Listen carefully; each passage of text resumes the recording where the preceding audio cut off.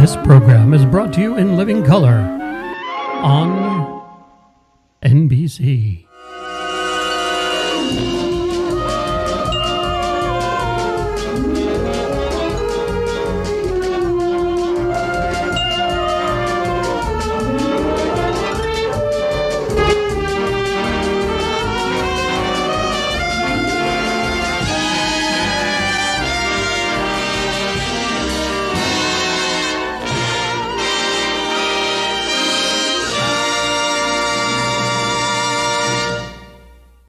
Welcome, everybody. Welcome to the Geek and I. We are here on Friday, Federation Friday. How is everybody out there today? I guess you would call it breaking news, even though it's a few days late. I wanted to jump right in with thoughts on Unification. So, Deb, your initial thoughts on Unification, the Otoy Roddenberry short. Well, I cried. It was the goodbye that we'd never got with Kirk in Spock. I just thought it was perfect. It was great.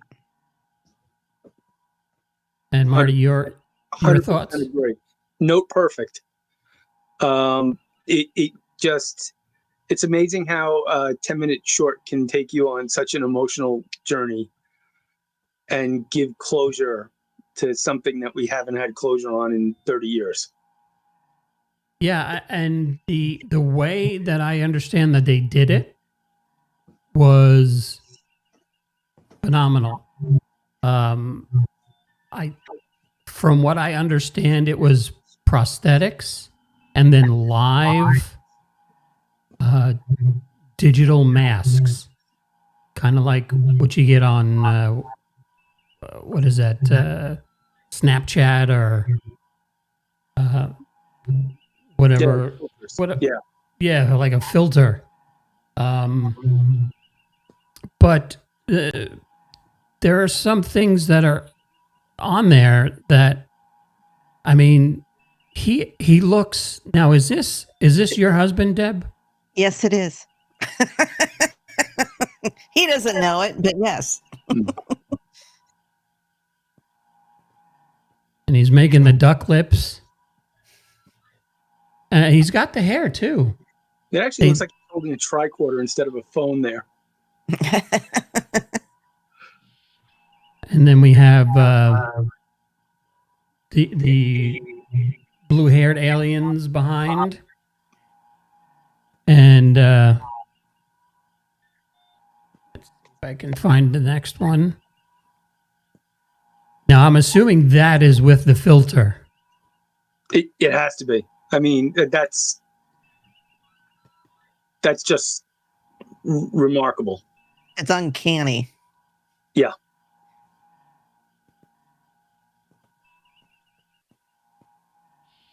Yeah, it's amazing what they can do now. There were a couple of parts in it that kind of pulled me out, like when Spock was laying down, you could actually see the lines where the old filter would end, and it was like a tad different color, and it didn't have the wrinkles in the face of Spock, but otherwise it was it was perfect. Now, is this him also, Deb? Yeah, that's the young Kirk. Yeah. So he played all three. And what does he do in Star Wars? Is he voices? He did mostly Darth Maul, Plagueis, or not Plagueis. No, Sidious. He was in Andor. I think he was one of the not stormtroopers, but like a sand trooper. But you never seen his face. Because he's going to be at the Retro Expo next year. So I'm wondering, what kind of reception he'll get now from the Star Trek gang.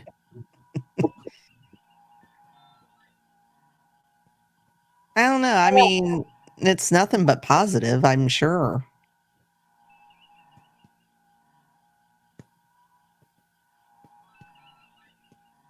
There he's got the chest out,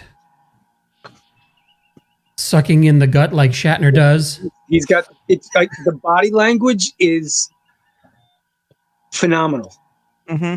Phenomenal.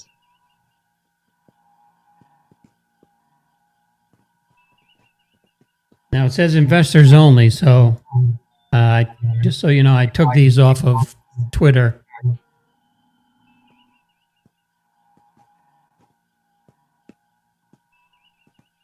Now, who were some of the other characters? Who was the guy in the Next Gen uniform? I had to look that one up. That I think was a character from Discovery, Mm-hmm. which showed up after I punched out. Who, and Deb, you might know better than I do, crossed over from the Kelvin universe into the Prime universe.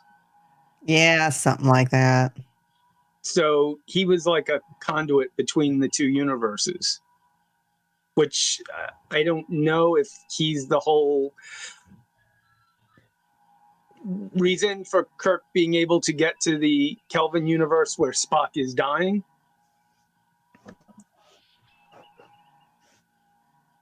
Where?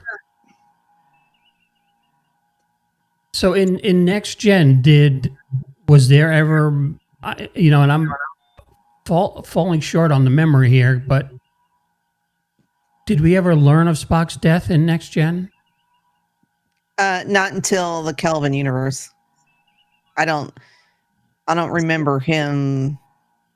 So Spock, No, because I don't think so.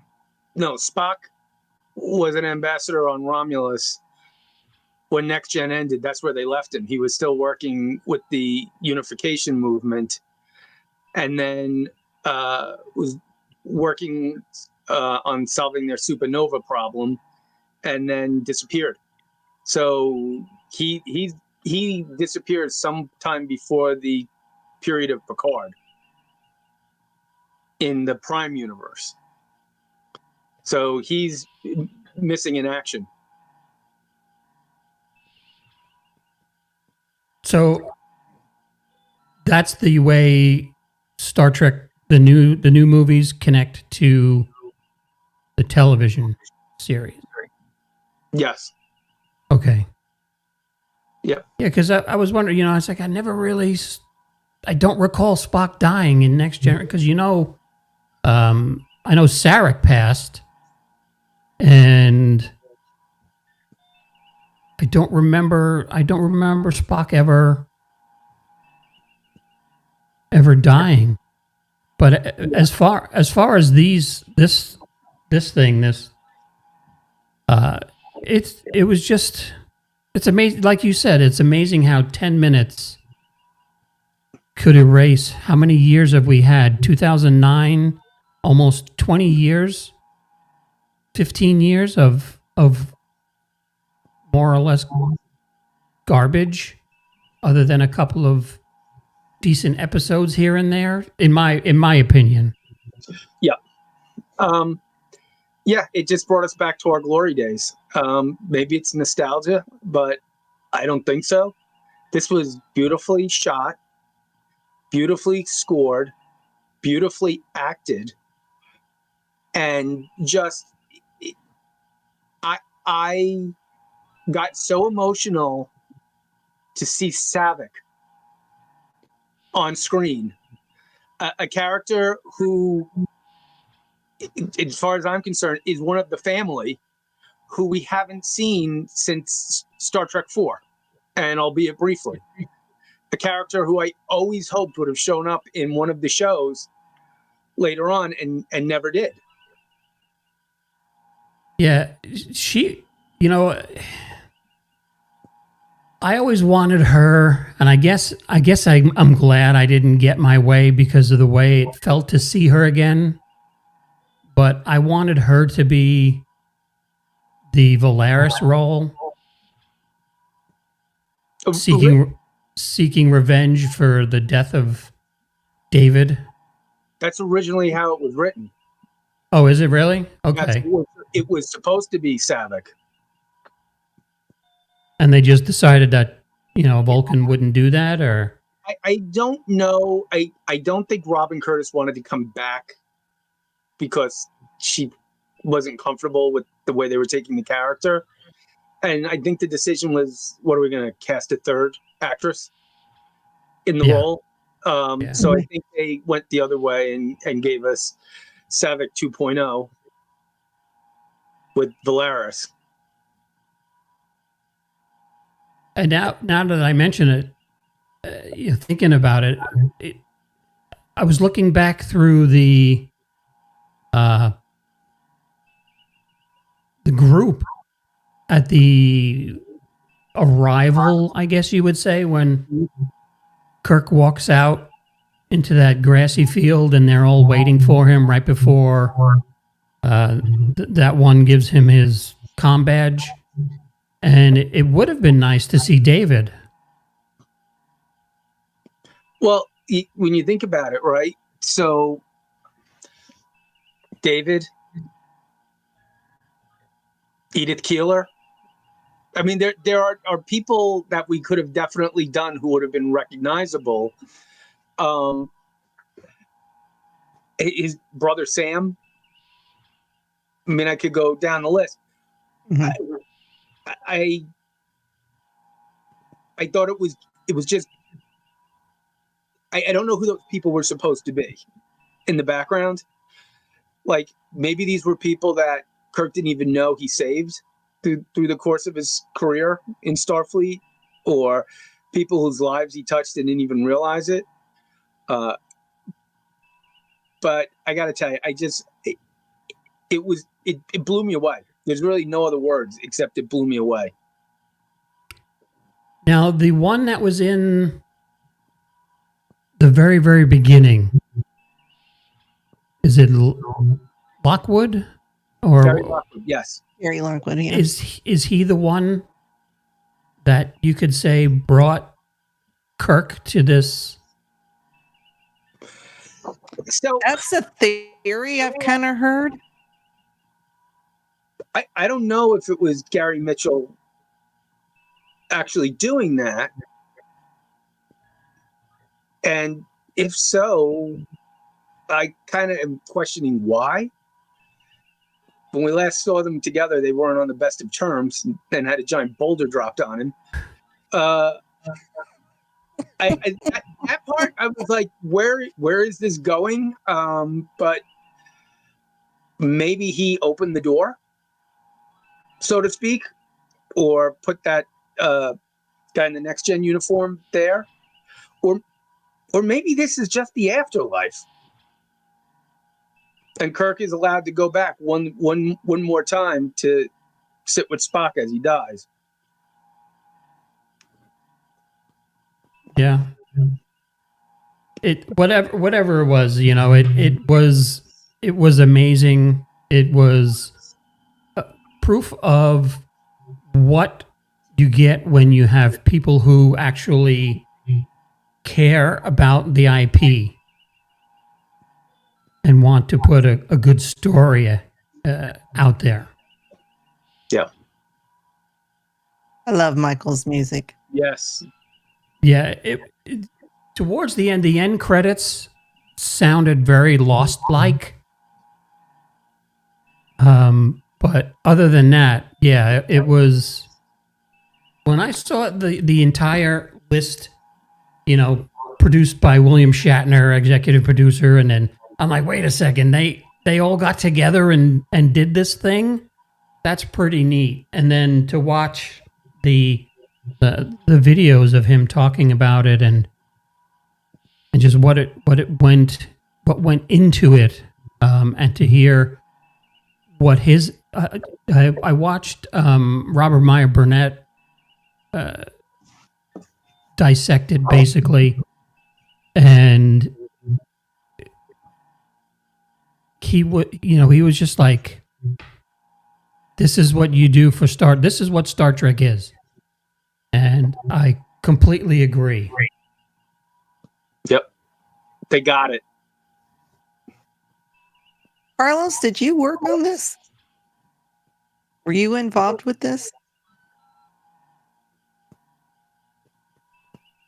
And did you talk to Sam Witwer? Because I'm totally jealous.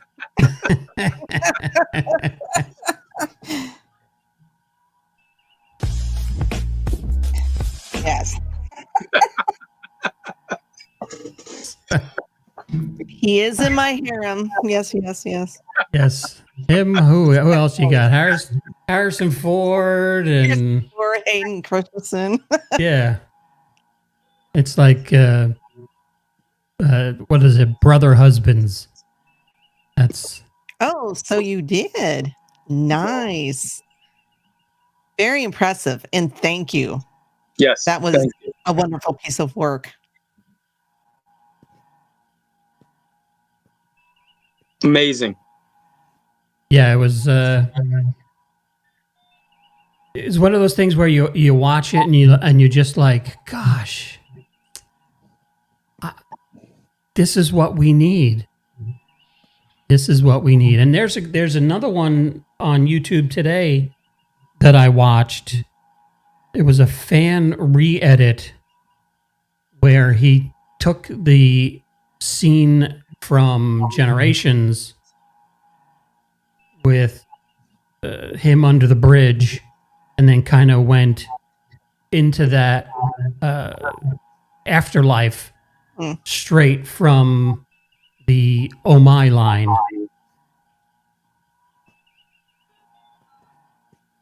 And, Well, I was at work when I watched this, and like I said earlier, I cried during it. And of course, a patient comes in, so I go out to get the file, and the girl that I work with, she was like, "Are you okay? What's wrong?" I was like, "No, I'll explain later." I just watched something. It was Star Trek. Bro.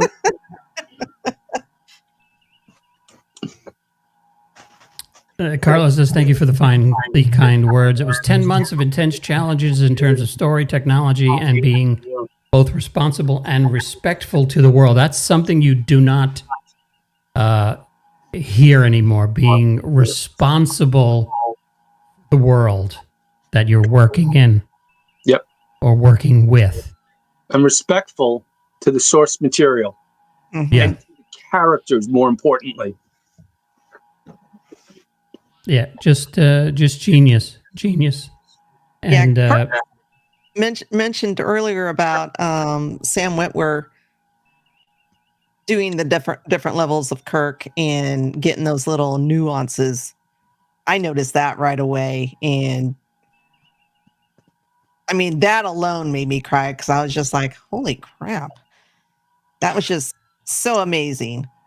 The one that got me is when he sees Savick and he does the open mouth thing that Shatner does. Like, Yeah, it kind of did a double take. yeah, it was like, is that him? Like, wow. And the smile breaks out on his face when he fully recognizes who she is and who's standing behind her.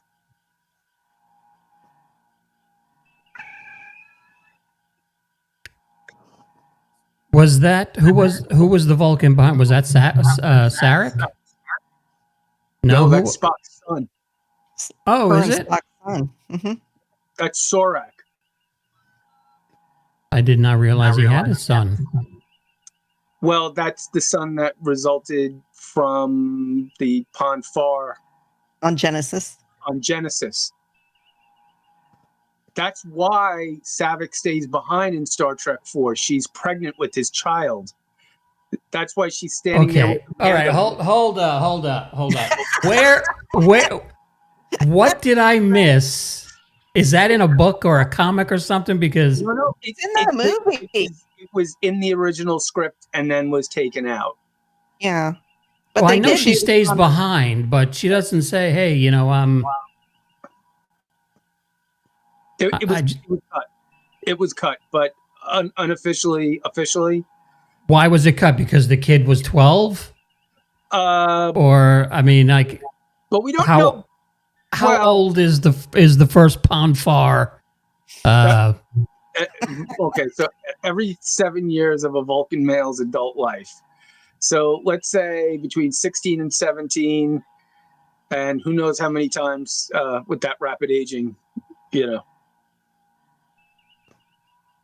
It's like the Vulcan equivalent of Blue Chew being on Genesis planet, I guess. 7 years, I can give you 7 minutes, all right? All right. Yeah. Now for So- a power ranger. All right, we're veering off. I wouldn't like that. Yeah.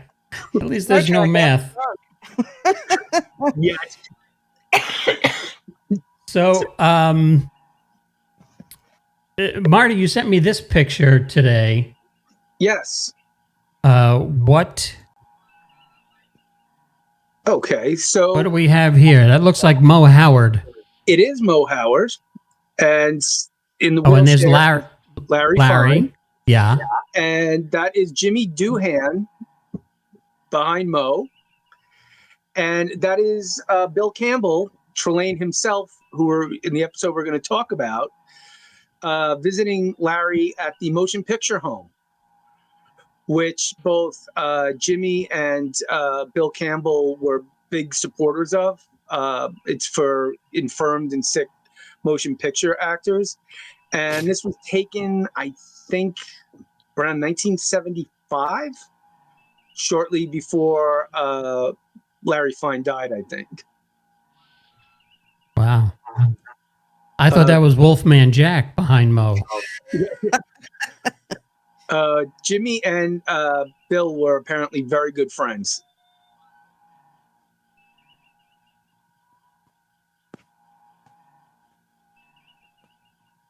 And I think actually, I have to. Well, no, yeah, never mind. I'm confusing with somebody else, but yes. So I stumbled upon this picture, and I said, in honor of Squire of Gothos. There it is. That's it's amazing the circles that Hollywood had back in the day.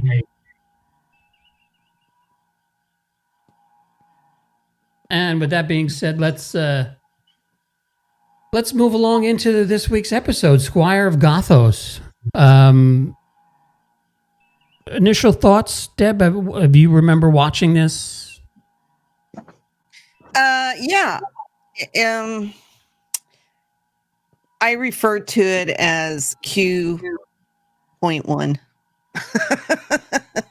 because that's who that reminds me of. That, he plays that deity type that kind of leads into what Q ends up being in Next Gen.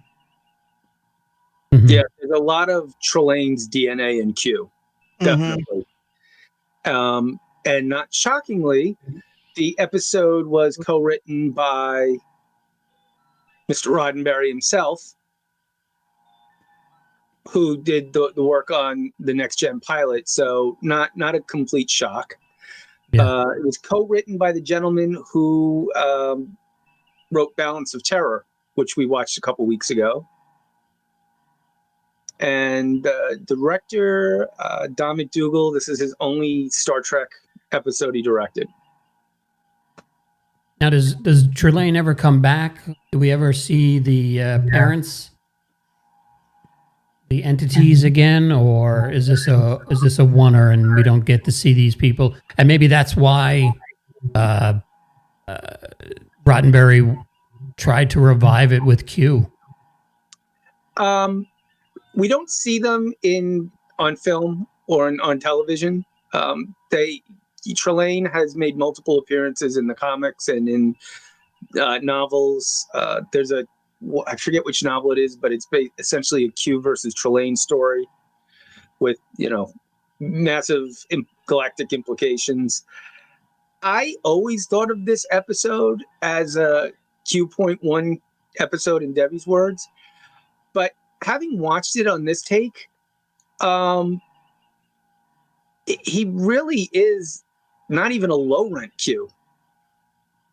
One of the things that's clear is the continuum is infallible, and Trelane, whatever he is screwing up left and right and is more than capable of making mistakes.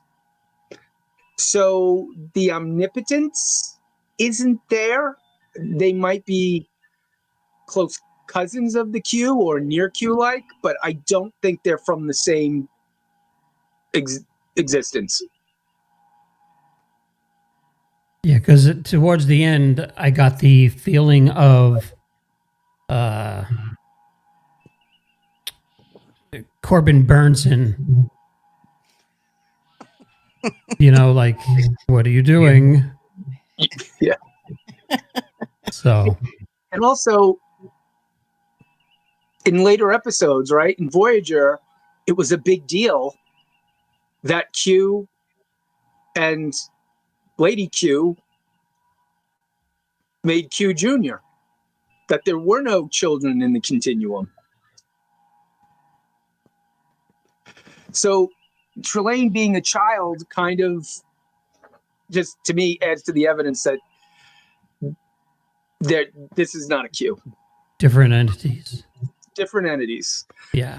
Now, in the comics, doing a story, and there's something called like the Council of the Gods. And basically every godlike entity that exists in the Star Trek universe are on this Council of the Gods, including Trelane's people. Yeah. It's one of those that, again, I have seen parts of it many, many times.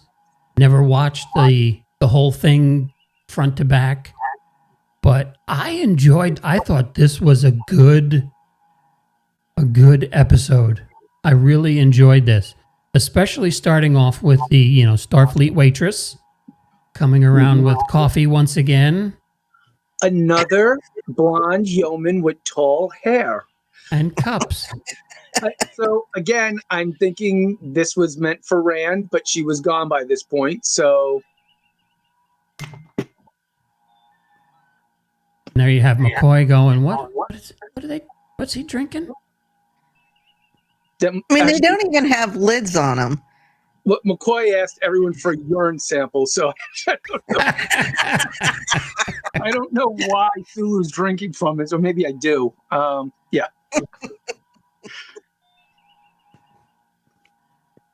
So here's the planet Gothos. Does it just appear and it's not on the maps, right? This is one of those ones that are not on the maps. Yep. And Spock's saying it's impossible, and Kirk's like, well, it's there.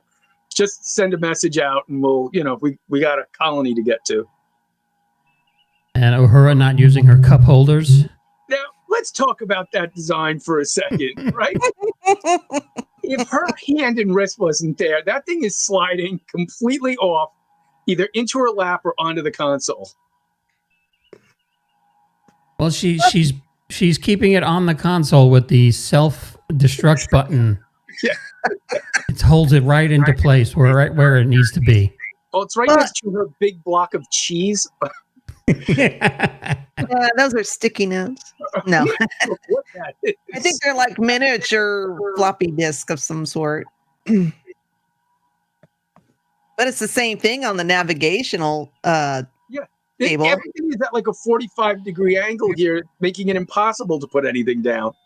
And like I said, there's no lids. Yeah. What the hell? So we have Sulu. He takes a drink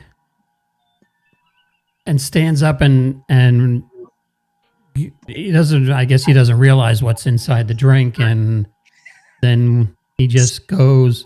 Sulu's been rude. I got to get that sound effects from my text messages. Yeah. Like a nice crisp one. It is not on the Star Trek sound effects CD. I checked. So we get he disappears, and then Kirk comes running over to look into Sulu's cup and see What happened? Yeah. What was Now in that? I guess you could, that could be a new song, is the Blue Sulu's cup. But he disappears. And Spock is like, oh, fascinating. And then we have the title card. I took the liberty of changing it up a little bit. Nice. Nice touch. And wasn't it a lush green planet in the description? No, it was inhospitable. Yeah. And actually, that was one of the things I was going to say in the remastered edition. You actually see storms. You see lightning flashes on the planet, all over the planet, which I thought was a really, really cool touch.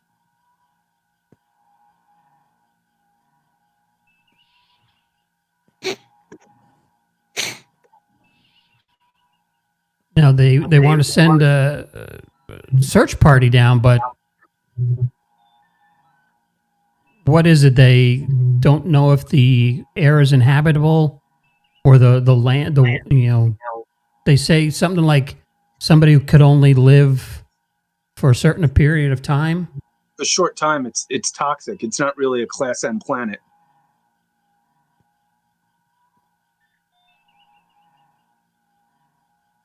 And then we get greetings and felicitations.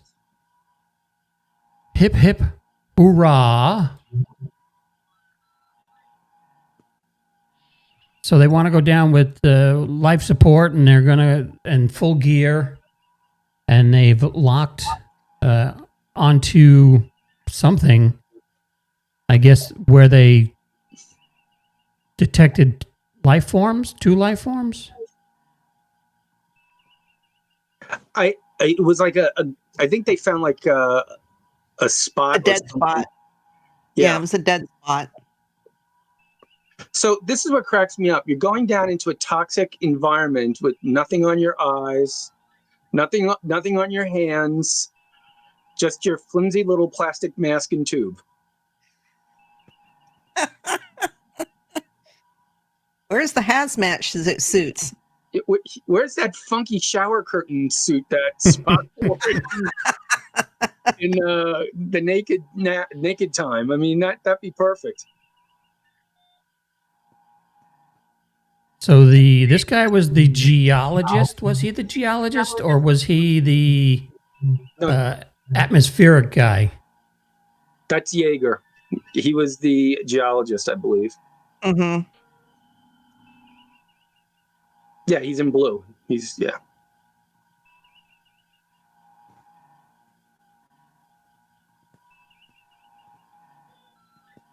There he is with his sonic screwdriver. That's it. Something's blocking the blinking beacon.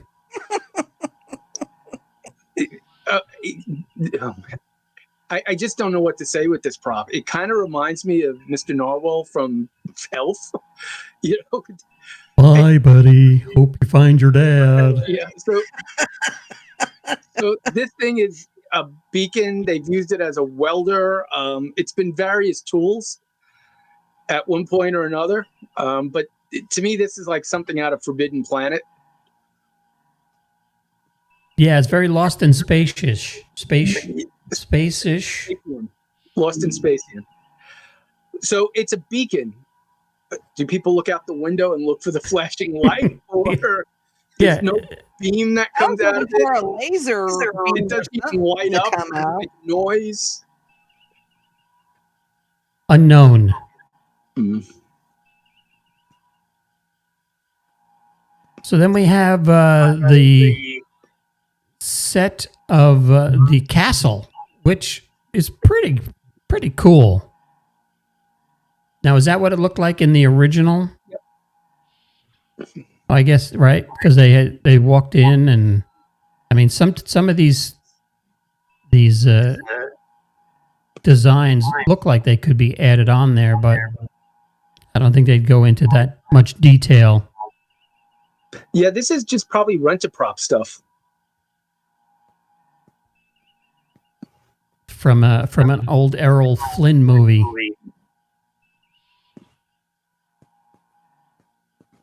And there we have the inside. I guess that's Napoleon. That is that the globe that Peter Sellers got his fingers caught in? Or he leans off and he leans on it and falls. Yeah.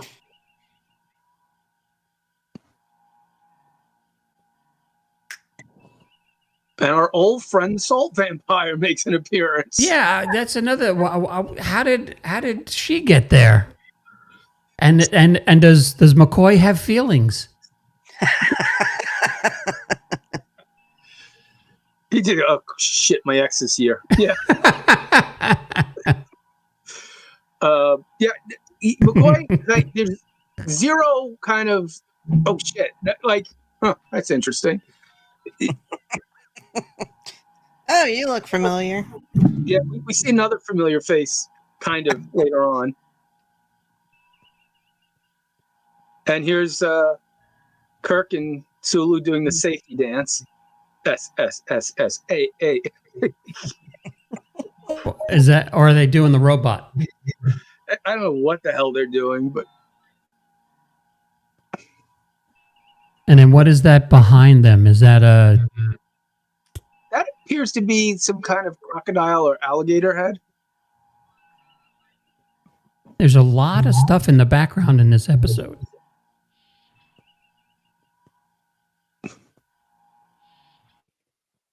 Well, there's a Caesar box. I almost thought.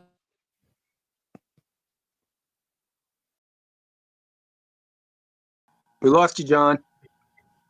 Oh, I thought it was me. Nope. I was going to say, not again.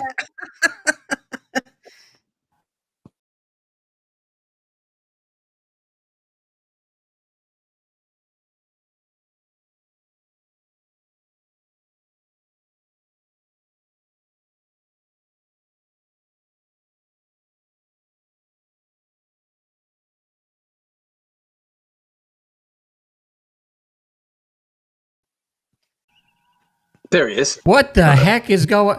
Trelane, cut it out.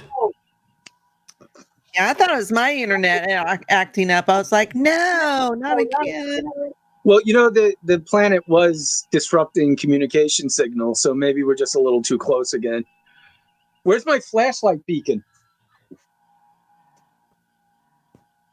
Let's see if I can get the screen back.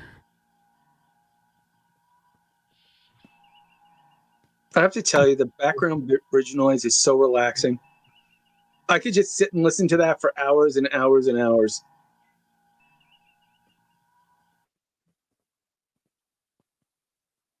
And John is locked up again. Who knew? We may not be able to finish the show. We could do it just without screens, I guess.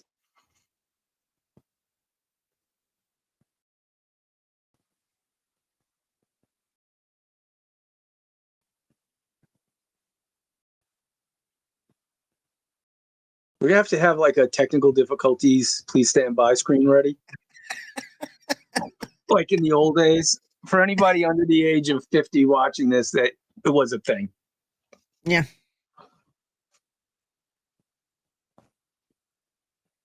Or if you've seen, what was that movie that just came out? The one with the devil on the talk show? It was really good. Late Night with the Devil. Yeah, or yeah. something like that. They had one of those kind of slides in at one point, and it actually made me chuckle. I just recently found out that all those little scenes they would put up, like "We'll be right back" and everything, like Johnny Carson used to do, those were all AI generated. Really? Yes. Back then? Well, no, because they were doing not the Johnny Carson ones, the one for the movie. They wanted it done in that style, and they had them AI generated. And there was a little controversy because art departments weren't happy with that. But we got to get the bong sound effect every time John disappears.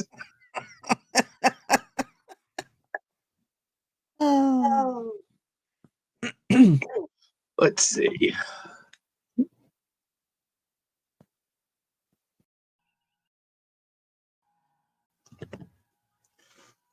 Are we back? Yeah, I guess we have to get the bong sound effect for every time you disappear. Yeah, I have no idea what happened. This is my backup computer. I put in a new KVM switch. So all I got to do is hit a button, and it switches over to the backup computer. But let's see if I can bring all this junk back up. I'm getting an echo from you, John.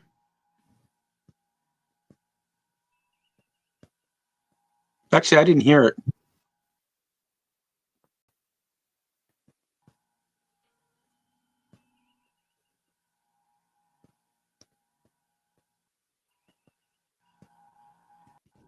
All right. Anything echoing again? Sounds okay right now. Yeah, it sounds okay. I guess that's what you get when you pay $5 a month.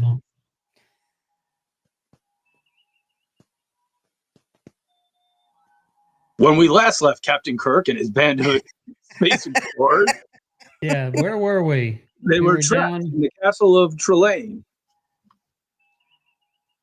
We were looking at the piano. Yes, the harpsichord. Yes, yes, harpsichord. Correct, Ed. There you go. I wonder if you could tilt the head back on that Julius Caesar statue and have like a button, the bat holes. To the Q cave. But we're not calling him that, sorry. All right, so one says Q, the other one says Trelane.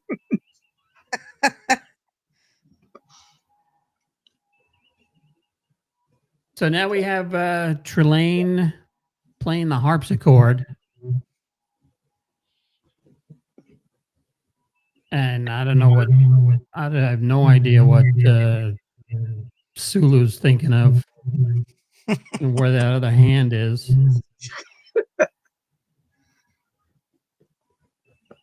Why use the stairs when you can go right over the rail? Right, and that was one thing that I noticed was he does the sit down spinny, and then Sulu does the bend over hoppy.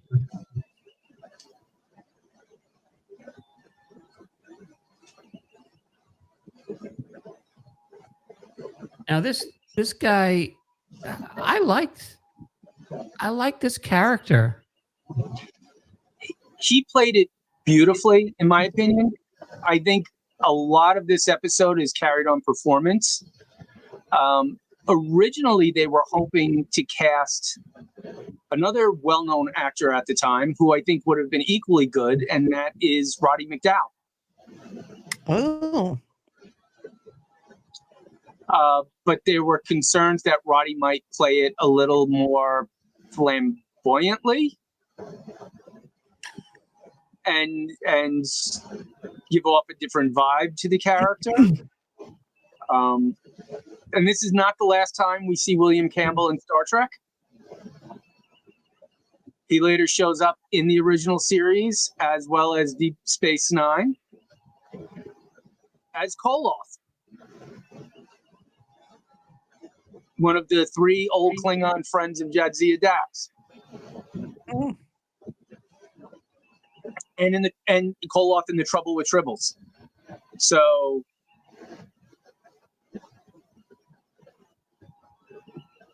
there's the line. How fallible of me. A Q would never say that. Who's moving boxes? Can you? Heat went on. Is that what you hear? Is that what that is? It sounds Yeah. like someone's moving boxes. You have the heat on? It's freezing here. Yeah. I usually turn it off. I forgot. I can mute for a little bit until it goes off. So he's Squire. What does Squire mean? So, according to what I have here, what is a squire? And I will tell you, when I was little, I thought it was the Squirrel of Gothos, which I always didn't understand until I could really read well why there was no squirrel in it. So a squire is, in the past in England, a man who owned most of the land around a village. A country gentleman, especially the chief land proprietor in a district, and used as a friendly form of address by one man to another who might be of a higher social class. Okay, so that makes sense. So what is, like if I said Bill S. Preston Esquire, is that a promotion or is that? It's just supposed to be that you're in a different class than those that you're dealing with. Okay.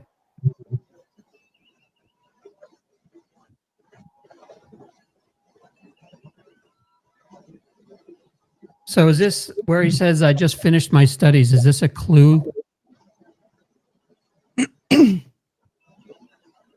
Definitely. And you know what's really funny here? When I saw this scene, I'm like, it almost looks like he needs a brandy snifter with a couple of dollars in it on top of the harpsichord. It's like Shatner saying, play Lucy in the Sky with Diamonds. And he's going, I don't know that one. It's kind of like Liberace. Who I could also see in this role very easily.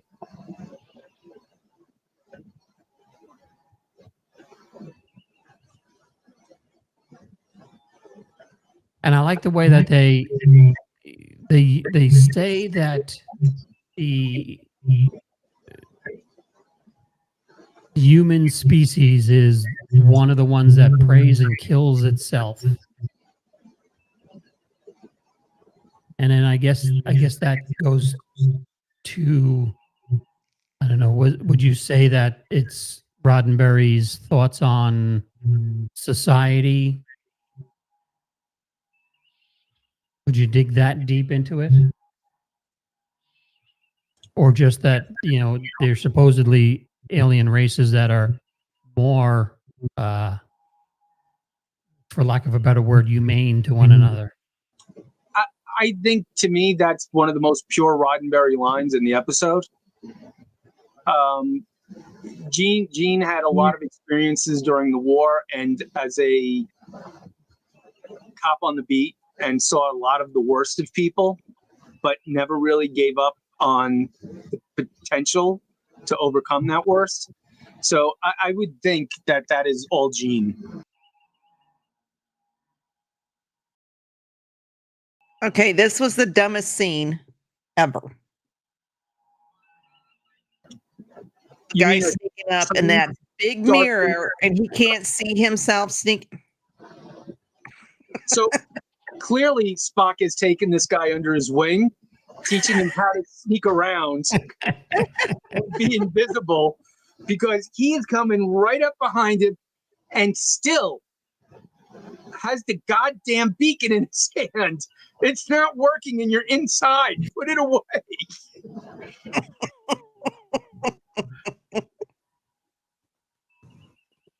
He's using the who's the from Guardians? Drax. Yeah, he's using the Drax, so he's moving really slowly so you can't see him.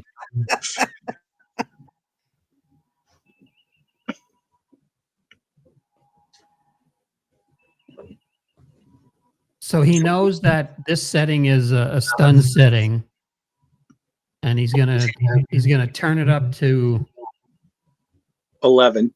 11, and he Okay.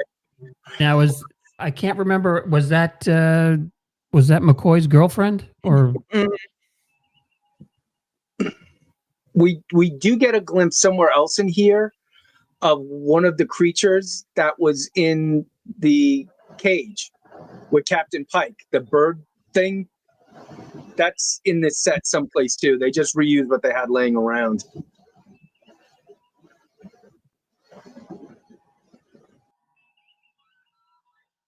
he made some pretty cool faces.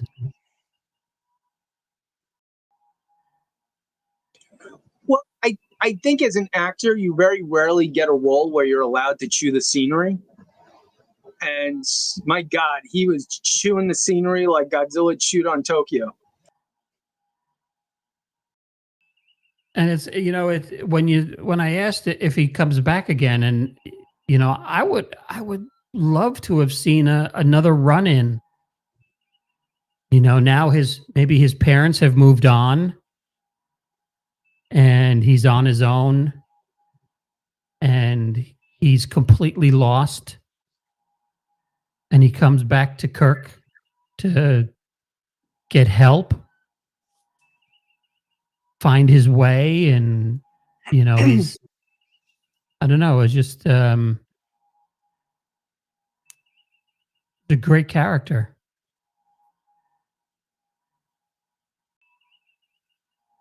So I always thought it would have been fun because of his love of the past. If Trelane went to another universe, a parallel universe, and was the cause of the mirror universe because of all of his interference.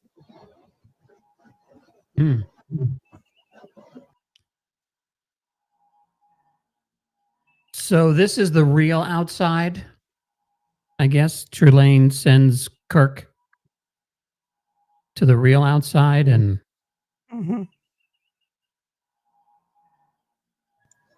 Yeah, that's the area he hasn't terraformed with his powers. so now his powers, are they real powers, or is it something that is, or is this all computer generated? I mean, what does the computer do if he's all powerful? Like,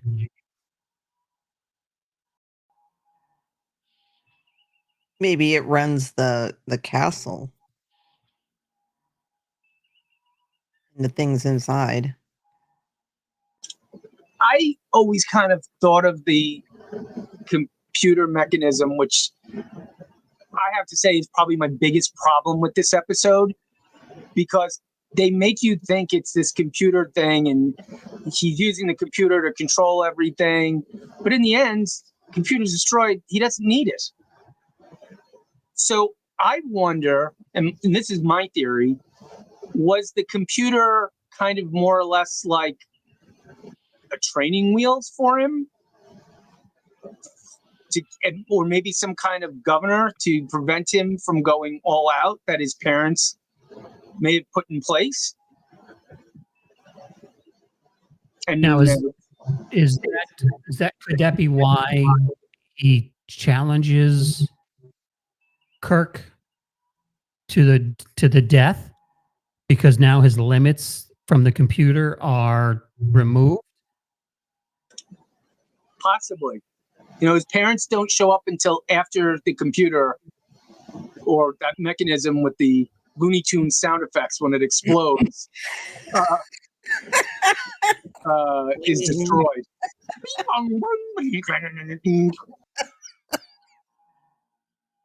And it had the whistle one too, right? Yes, it did have the whistle one. I like looking in the background and the mirrors and seeing if you see any cameramen or anything, but they covered that pretty well.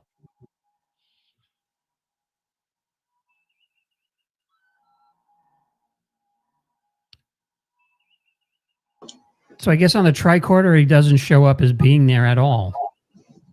Can I tell you, this is to me, this was a laugh out loud moment when Sulu with a straight face goes, "You mean he's dead?" No. I mean, he's not a zombie, Sulu. He's just saying he doesn't register.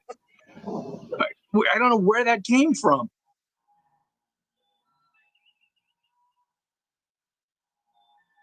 So everything here is an illusion.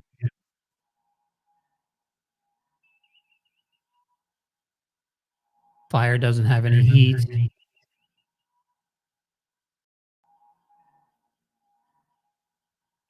And he doesn't, Kirk realizes he doesn't know everything, right? He makes mistakes.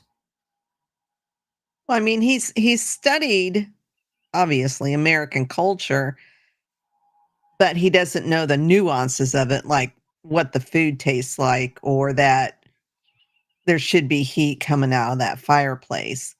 He doesn't. I don't know if he just took the He just opened the encyclopedia and started duplicating Cliff notes. photos. Yeah. Took the cliff Right. notes and It's didn't really dive into it. It's like looking at a picture of a horse and getting up close and smelling a horse. The picture doesn't do it justice. So yeah, his knowledge is definitely limited to what he can see through his little telescope there. But how does he know what a harpsichord sounds like? Well, he uses the audio telescope and puts the giant cone, right? yeah. He was working on the sniffologer, but That was the machine. yeah.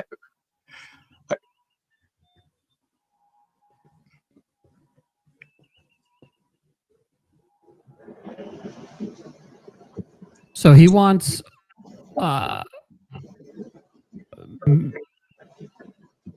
to bring down the entire crew, but then realizes, hey, there's ladies up there. Oh my. So Kirk's just about done. And Spock was able to find them by, I guess, just searching out for the 5 life forms that were there. And Yeah, in the dead space. And what? In the dead space. Right. And yeah, there was only 5 life forms. Why does Spock look like he's about to plant a kiss on Kirk there? Look at the way his head is like leaning in, like, "Oh, you're home." Just weird.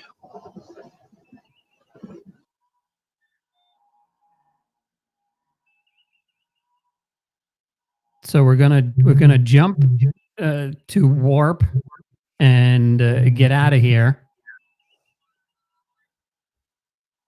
And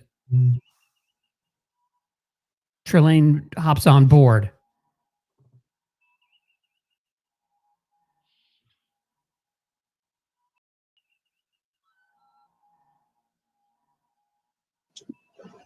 Spock's got like a dead impression. There's a great exchange between the two. When he asks him, is your species predatory? And he says, generally no, but there have been exceptions. Mm-hmm. That's just cold.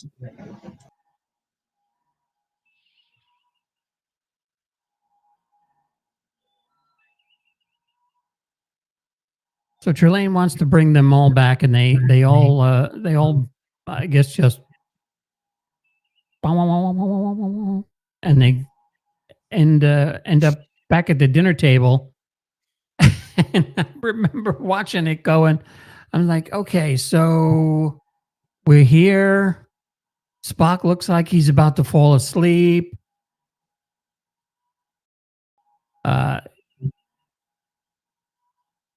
He gets called ill-mannered.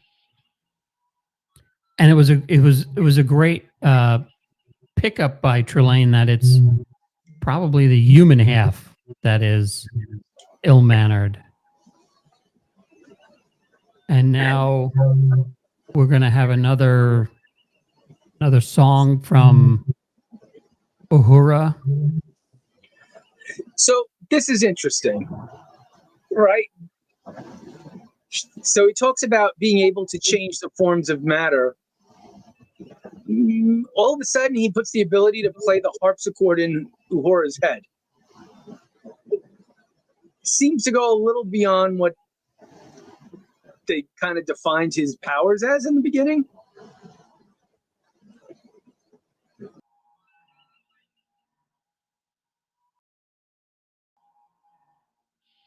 And I guess McCoy's hungry because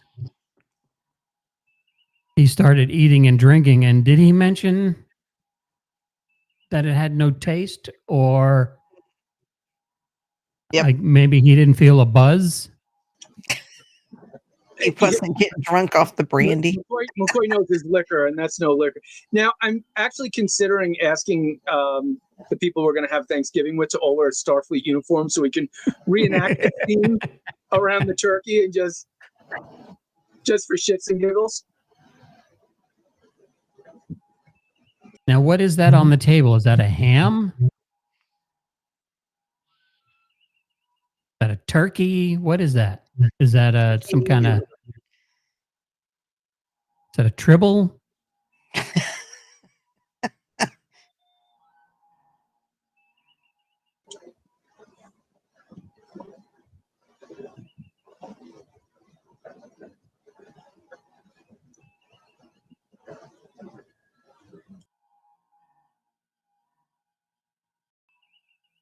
So Spock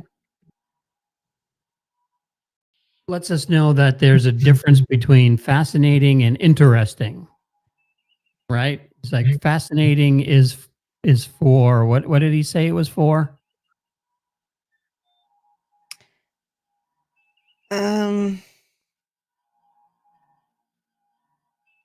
Stuff he doesn't know or something like that. Another great dive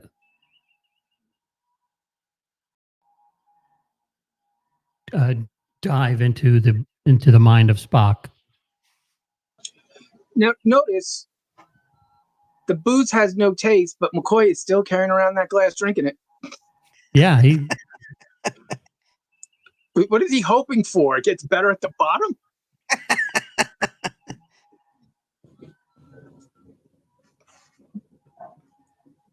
So where this is this outside? Oh no, that is carpet? That's a painting, actually. I think in the background. Yeah, look, there's a woman.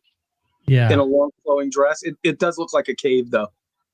Is that a tapestry? Could be a tapestry. Scottish Do tapestry. we have many tapestries?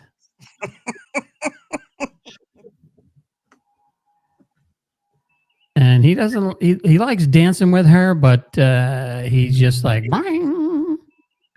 And he gives her the old purple.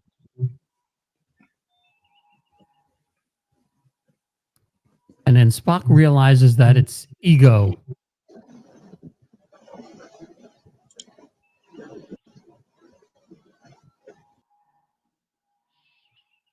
Oh, there's a good shot of the alligator. Or crocodile.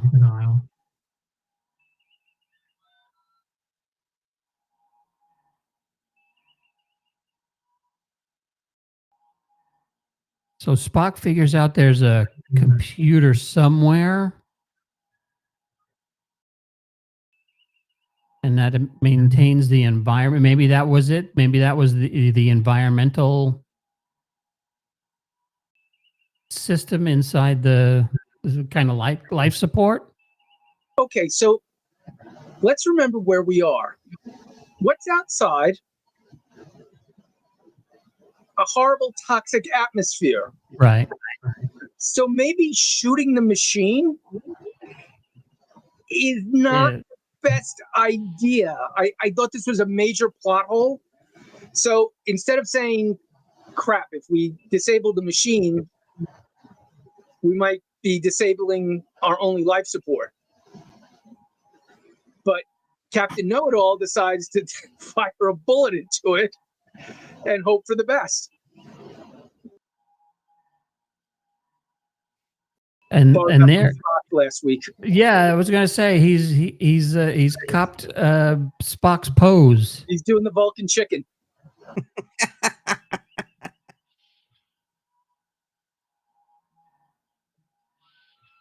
And the continuity is correct because they standing in that same pose in the mirror, which is pretty neat when you look at technically. And there's McCoy still with the cup.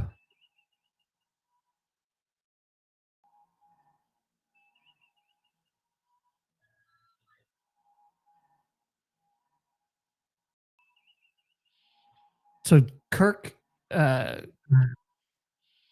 challenges Trelane to a duel. And I think the inner child in him is, or the outer child, or the child that is him, is starting to show. He's getting excited with the thought of games. Downright giddy. And there's it's been on the blooper reel for years of that scene when he challenges him, are you challenging me to a duel? And William Shatner responded in the same falsetto, and they both just start cracking up. I think everybody, especially the two Bills here, were having a lot of fun in this episode.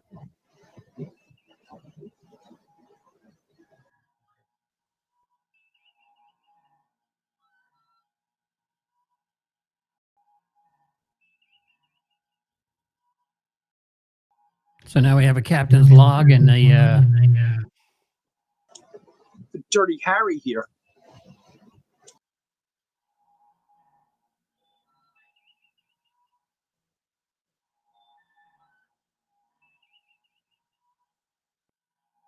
he's getting ready to duel with Trelane. And is it? Trelane says since he's challenged, he gets the first shot. So he just fires off into the roof, right into the ceiling, or off to the side, or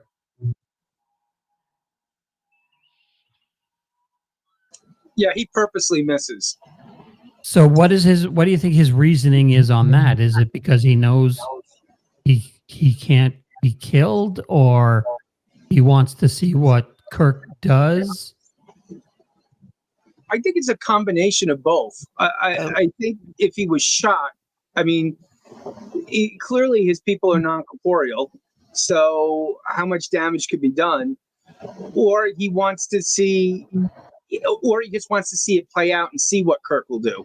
So there's nothing for him to lose here by just saying, "Here I am, shoot me."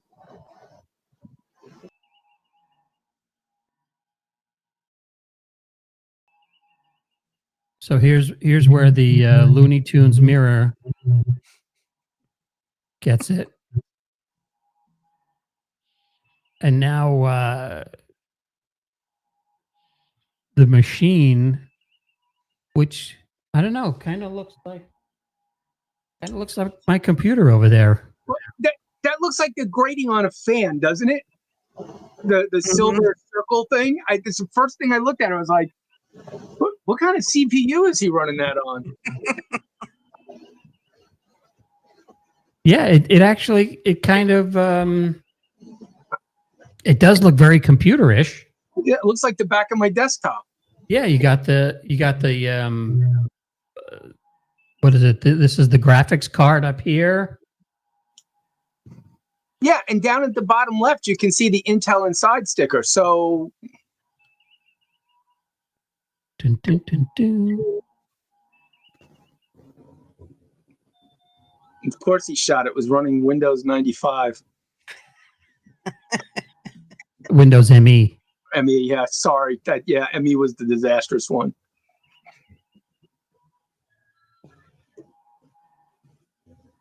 So now they need to get to the where they were going, Beta Colony or Colony Beta 6, where they delivering supplies again. So they're basically UPS of the universe. Yeah, let's get the hell out of here and go on to our next stop. Like, we got deliveries to make. We'll report this later. Yeah. Okay. These packages were due there overnight.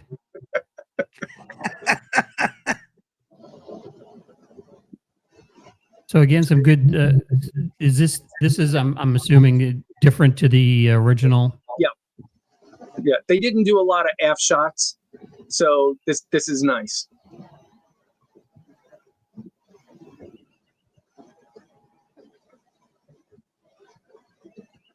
Uh-oh.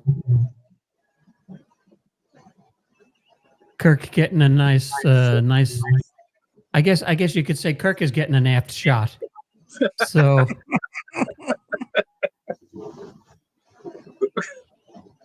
And that is like the perfect ending if it was like last week, Police Squad. We need a stamp of that. Like, I'm a bad captain.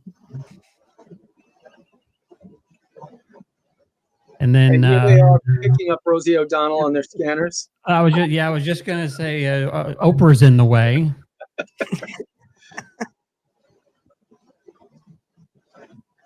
Now, is he actually looking? It doesn't even look like he's. I guess he is looking in there. It doesn't really look like he's staring down that thing, and then the planet just appears again, right in their way. I have to tell you, I love this. And just how calmly Spock's like, the planet Gothos again. Like, yeah, that's pretty cool. And you can see, actually, that's a great capture. You can see one of the lightning storms on the planet. Right below the equator, that bright light. Nice.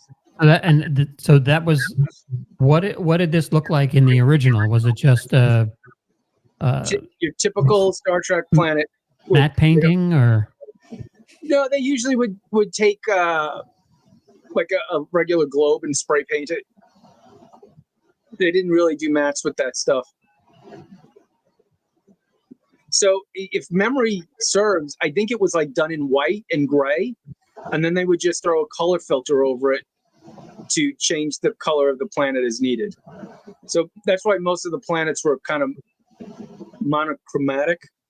Like, oh, look, it's green with green clouds and green water. Okay. Oh, it's purple with purple clouds and purple water.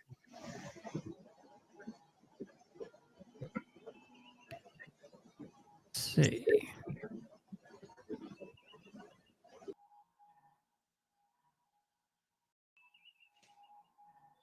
I'm looking up. I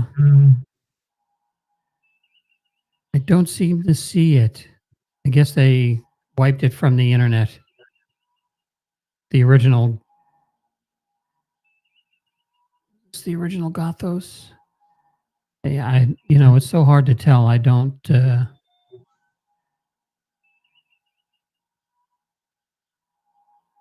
Don't know.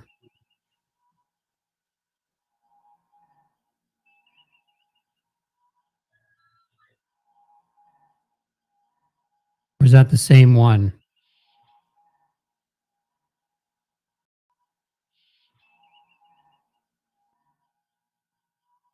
I guess that's the same one, huh? Yeah, that's what it looks like.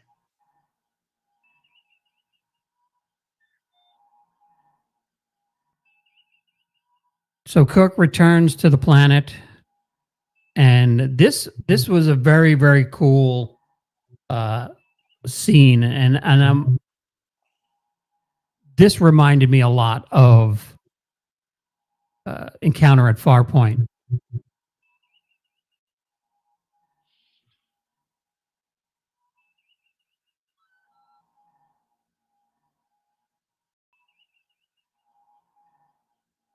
originally they were going to give Bill Campbell a French wig, and he said, no, I need a barrister's wig to do it. And they were going back and forth, and William Shatner, of all people, got upset because he didn't think it really mattered and we were holding up production. William Shatner had a problem with the wig selection. So the writer and the director talked to Bill and actually agreed with him and said, let's get him. Yeah, he's right. Let's get him an English barrister wig instead. Now, was Shatner? Was he hairless at this point? He was touped at this point. Yeah. Oh, he was really. Oh, absolutely. In some scenes, depending on the lighting on the angle, it's dark brown here and chestnut red on the top. And there are actually memos that are out there at the end of the season where Desilu billed him for unreturned toupees. Really? Yes. So, yes. So I think it was extreme thinning. I don't know if it was total baldness at that point, but yeah. And at the time, there was no hair club for men. Yeah, no, we were still, well, there, in his time, it was several centuries past that. So. Oh, that's true. Yeah. Yeah.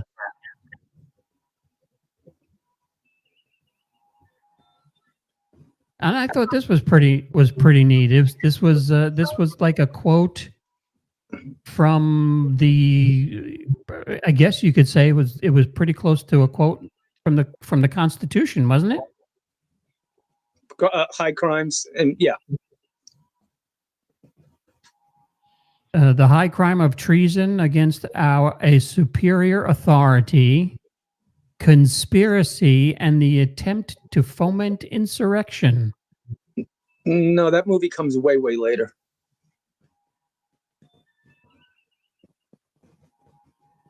Or it happened a couple of years ago. But we won't go into that.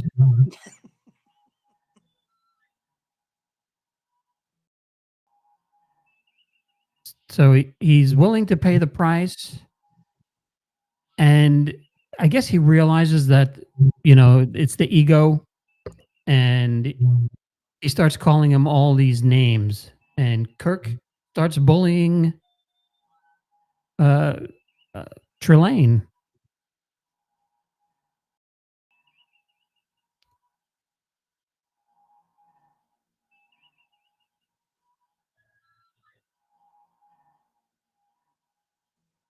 So what made him change? What was it that he just wanted to see Kirk's reaction to the threat of hanging, or is he actually going to hang him? I think he thinks, thank you. I think he thinks that he is so above them that they don't matter. It's almost like children playing with insects at this point. If you kill one, you kill one. No big deal. Because I don't think that Trelane has actually had the opportunity to actually interact with any physical beings.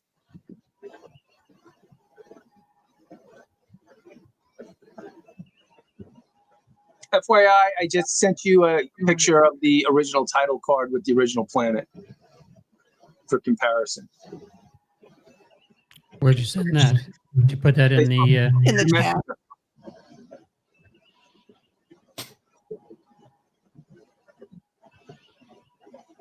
Do you have a link? You can put it in the private chat.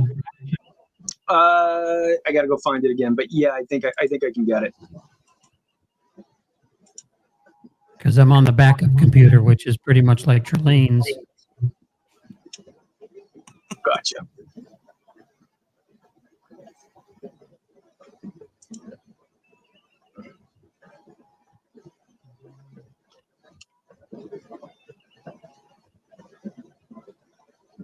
Let me know if you got it.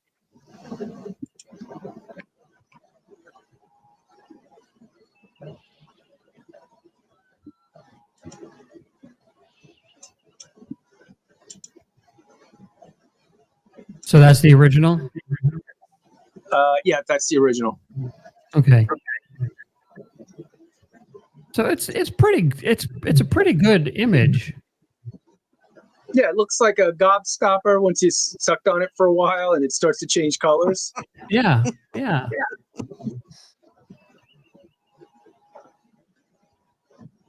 Yeah, that's. I've been finding myself watching the before and after videos a lot to try and spot the differences. And I mean, I would really love to have a copy of the unaltered. I'm pretty sure they're on the Blu-ray sets. You can watch it either remastered or original version. Okay. Yeah, I have to get those still. I'm waiting until they show up at the game exchange. Yeah, for some reason they have not dropped in price, which is kind of shocking since nobody's buying physical media. You'd think they would lower the price on some of this stuff, but Yeah. I am. I know. I'm buying a Yeah. bunch of. Me too. I'm loading up on it. I asked for a bunch for Christmas. Me too. Yeah, I picked up season 3 of Picard for I think it was like $10. Oh, you couldn't go wrong. So now they're gonna have this big sword fight, and he's got some weird eyebrows, man. But he uses them to his advantage with his acting. You know, it totally, like, his eyebrows right there totally distracted from the fact that he's wearing a puffy shirt, like in Seinfeld. Uh-huh. I don't want to be a pirate. That is the Seinfeld shirt.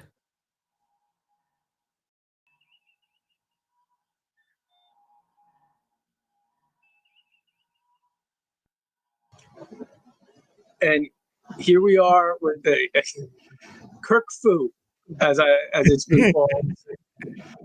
Instead of maybe just tackling him, we have to do the swing on a branch double leg kick.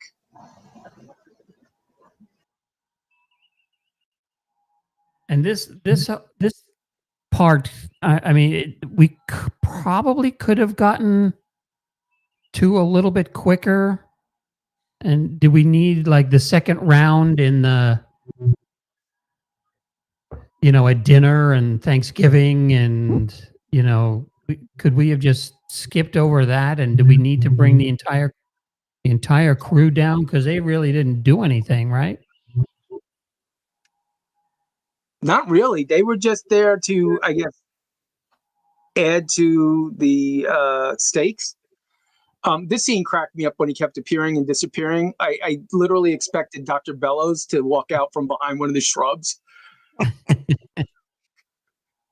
Yeah, I think I tried to. Oh yeah. So he takes a swing, and he's and then and he comes back, and Yeah, Jim, maybe you don't throw the sword away. yeah, and then he picks up a stick, and So, then he goes to ring and run. I thought he picked up a pipe. That's like the most evenly uniform stick I've seen. I mean, to me, it looks like a stick. I don't know. I think it is a stick, but I was like, is that a prop or?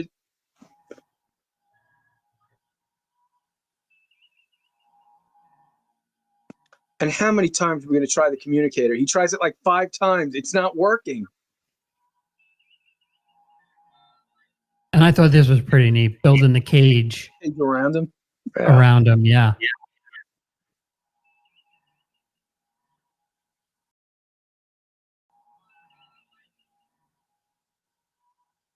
So he grabs Trelane's sword, and is that where he breaks it in half? Yeah. Yeah, this is when he starts to piece it together. Actually, in that last shot, you can kind of see. Oh, this shot's perfect. You can see. No, go back one. Look at the top of Shatner's head, and you can see the line. You see the color difference there. Oh, going vertical. Yeah, yeah, Okay. yep.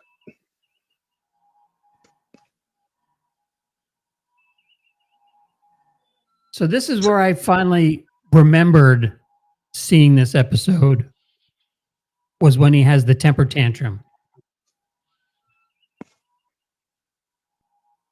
And Trelane's, I guess, parents show up. Is this what they look like in the original, or Very close to that. Yeah, very close? yeah.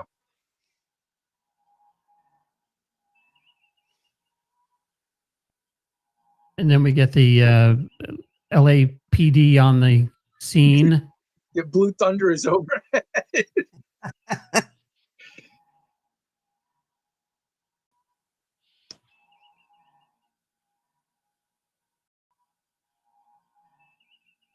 And he really turned into a kid. Yeah, yeah. But the thing about this, the whole performance builds to this. Like when you see the turn here at the end, you're like, of course. The whole episode has been hinting to that. And again, I think the episode really stands on the performances, and Bill Campbell hit it out of the park here. And there's the Vulcan chicken again.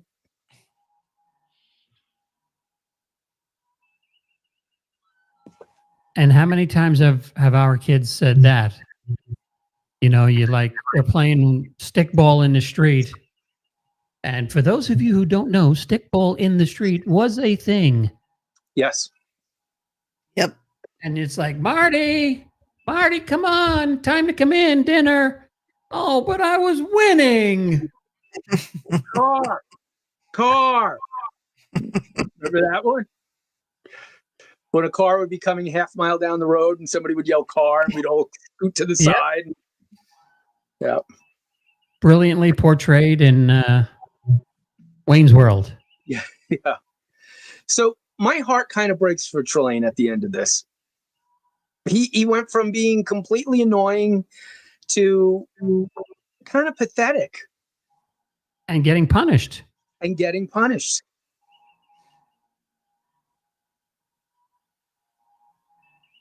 And again, I think it would have been really cool to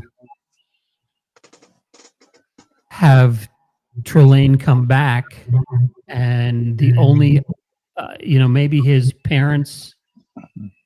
I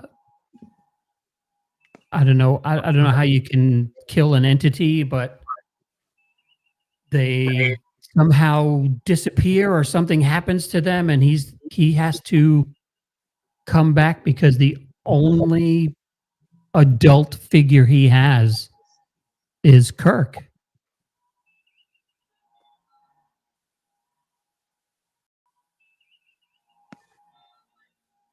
But do they do any episodes like that where they revisit characters from Harry previous- Mudd, Yeah. Harry Mudd's the only one that I could think of. which I would have preferred this guy coming back than Harry Mudd. Yeah. There's a lot of potential for characters to come back. But in the 60s, it wasn't really done that much. You had your one-off appearances and then kind of move on. The only show that I could think of, really two shows that had, three, that had recurring people coming back, and two of them don't even count because it was the same actor in a dual role, was Bewitched, I Dream of Jeannie, and then on The Wild Wild West, Dr. Lovelace was a recurring villain. Those were the only ones who would come back once or twice a season.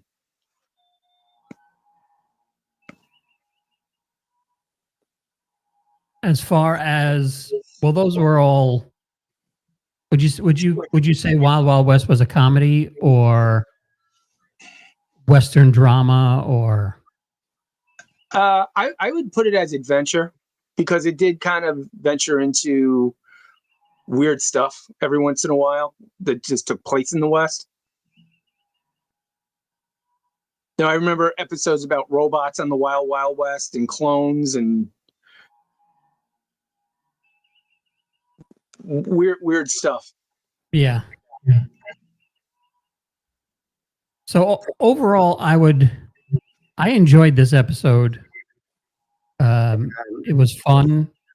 And then, like I said, once Trelane's parents showed up, I was like, okay, I remember it, and it worked. It worked for me. It's one of the few in the first season that actually worked for me. I give this one probably a 7 out of 10. Yeah, I think that's a fair assessment, and that's just about on the IMDb score as well. I think it's like a 7.2 or something like that. Again, performances for me, the set pieces, the set dressing in this was fantastic. Could not have been cheap. I imagine this was probably one of the episodes that just ran expensive. We also had effect shots. We had a lot of effect shots. Yeah, I think they did the best with what they could do with the script. And again, I'm not a huge fan of Roddenberry's writing, and there are a lot of his elements in there, but it works. It works on a lot of different levels. Mm-hmm. Mm-hmm. And what do you think? Could God be a child? What a great question. And you mentioned his fascination where he's a I'm guy with you. that didn't believe in it. I'd put it about a 7. Yeah. Like you said a couple of weeks ago, Roddenberry didn't really believe in a god, but has a lot of characters that are, like you say, godlike. Yeah. God obsessed. So very weird.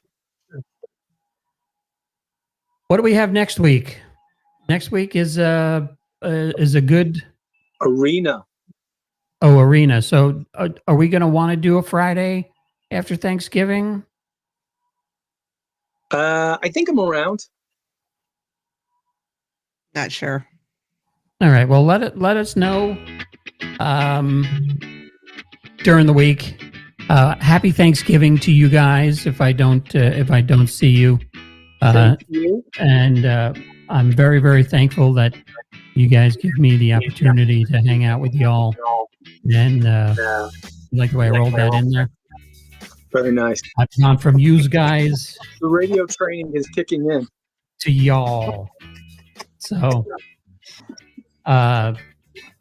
Arena, that's the one with the... Yes, also known as Gone with the Wind. All right. Or well, we'll end it right there. Yeah.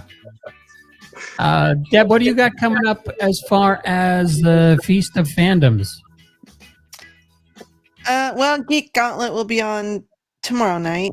Monday, MCU Monday will be starting season 3 of Daredevil. I don't know if Seth Dominion has decided whether they're doing a show this week or not. War of the Worlds. God dang it. War of the Stars on Wednesday. And no Cantina on Thursday because I'll be passed out on the couch. Now, are you a belt top button person? Because that's... I just wear big sweatpants, so... That's it. The Frank Barone, so not your first rodeo. Yeah. All right. Well, again, thank you everybody who watches this. Both of you, and thanks to Carlos for absolutely dropping in and dropping some Trek knowledge on us. And thank you to Otoy and the folks over at wherever that was that. Roddenberry Productions, right? Yeah, Roddenberry Archives. Archives. Yeah. The what? Archive. Roddenberry Archives. Yeah, the Roddenberry Archives for giving us the send off that we had all needed. We will see you possibly next week if we're out of our turkey comas. If not, 2 weeks from now. I have all my Trek ornaments down. I'm thinking of maybe going on and doing a run through of my Trek ornaments and my Star Wars ornaments and everything that goes on the tree before we put it up. Do you guys want to hang out? You have the link to always drop in, and you can show us what hangs low on your tree. Until then, I was going to say we could do a DIY segment on making your own wreath of Khan. yes, yeah. Until then, we will see you next time. This is The Geek and I, and we appreciate you guys watching. Don't forget to like and subscribe. Even if you didn't like it, I'd appreciate it. No one has to know. Yeah, it's a secret. It's a secret ballot. It's a secret ballot. Yeah. Just tell your friends, hey, you got to see this crap that's on YouTube on Fridays. And if you hate it, tell your enemies. We don't care. Yeah. Until next time, we will see you again very, very soon. Live long and prosper. Good night, kids. Yeah.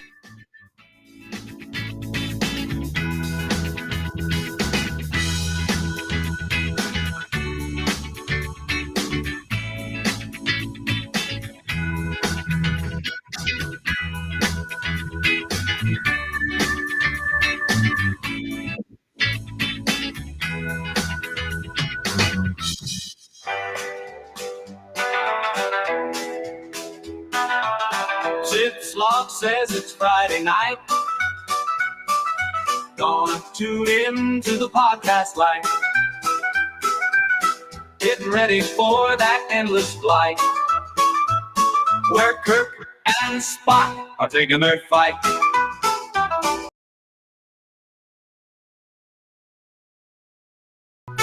I'll grab some popcorn, do it right. Discussing episodes with sheer delight. From troubles to volcan might. Beam me up tonight.